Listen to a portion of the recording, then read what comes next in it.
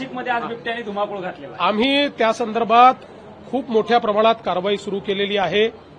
One विभागाने बिबटे पकडण्याची कारवाई देखील केलेली आहे। जवळपास 20 बिबटे त्या ठिकाणी पकडण्याची कारवाई जवळपास काही प्रमाणात झाली आहे, काही प्रमाणात अंतिम टप्प्यामध्ये आहे।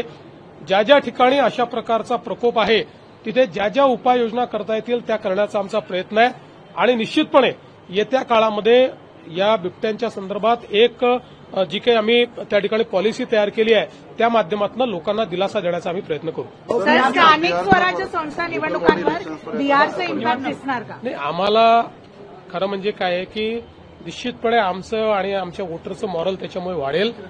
पण मी तुम्हाला एक सांगतो की स्थानिक स्वराज्य संस्थांमध्ये लोकांचा मूड बनलेला आहे आणि आमची जी महायुती आहे त्या महायुतीला विजय मिळणार आहे।